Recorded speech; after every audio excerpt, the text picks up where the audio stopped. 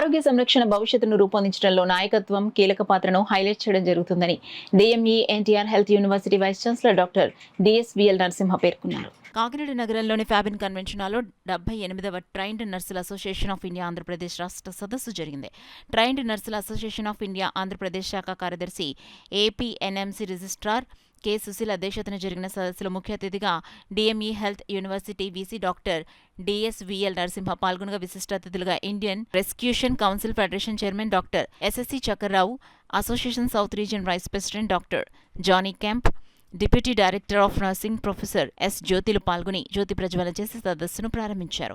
ఈ సందర్భంగా ముఖ్య అతిథి వైస్ ఛాన్సలర్ డాక్టర్ నరసింహ మాట్లాడుతూ నేడు త్వరితగతిన అభివృద్ధి చెందుతున్న వైద్య రంగంలో నర్సులు సంరక్షకులు మాత్రమే కాదని మార్గనిర్దేశం చేసే స్ఫూర్తినిచ్చే మార్పులను నడిపించే నాయకులని అన్నారు. ఇంకా ఈ సదస్సులో Indian resuscitation council federation chairman doctor SSC Chakrarao, association south region vice president doctor Johnny కెంప్లు మాట్లాడారు. ఈ సదస్సులో విశ్రాంత deputy director of nursing CH Srilakshmi జ్ఞాపకార్థం ఆమె పేరు మీద నగదు బహుమతి అవార్డును వి విజయ్ కుమార్కి అందించారు. అనంతరం అతిథులను సంఘం రాష్ట్ర అధ్యక్ష కార్యదర్శి doctor professor CR Shamsheer Begum, doctor K Sushila, professor doctor M Satyavalli, professor K Jhansi Lakshmibai, assistant professor doctor Usha, K Padmavathi, K శ్రీదేవులు ఘనంగా సత్కరించారు. ఈ సందర్భంగా వివరాలను సంఘ అధ్యక్ష కార్యదర్శి షంషీర్ బేగం, డాక్టర్ కె సుశీలలు మీడియాకు తెలిపారు. And I'm sure even the students also would have helped you learn something during your internship.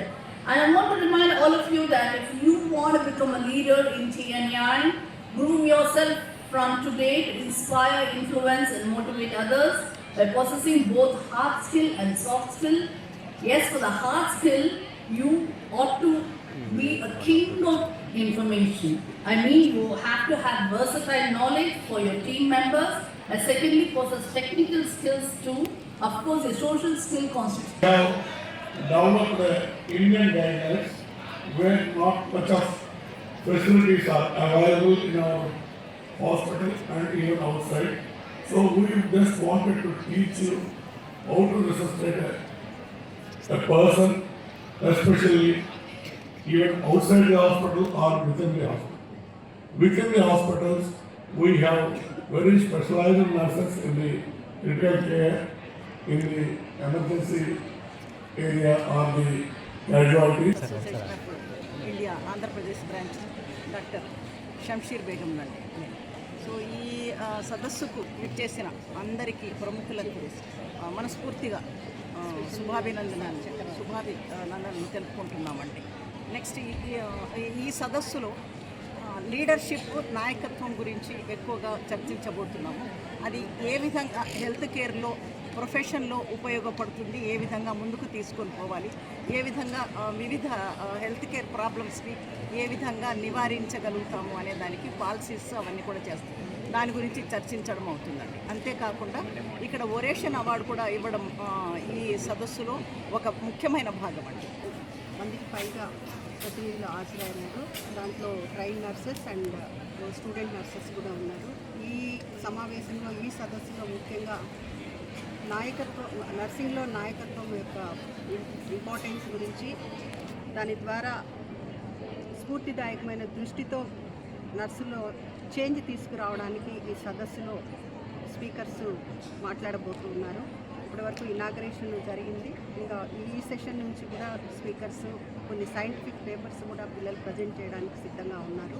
అట్లానే కల్చరల్ యాక్టివిటీస్ కూడా ఈ సమావేశంలో జరుగుతాయి ఈవినింగ్ నుంచి. సో మరి ముఖ్యంగా ఈ సదస్సు యొక్క ముఖ్య ఉద్దేశము స్టూడెంట్స్ని, నర్సెస్ని ఉత్తేజపరిచి నాయకత్వ లక్షణాలను పుణికిపుచ్చుకొని తద్వారా నలుగురిలో ఈ క్వాలిటీ సర్వీసెస్ తీసుకురావడానికి మెయిన్ ఉద్దేశము దీనికి.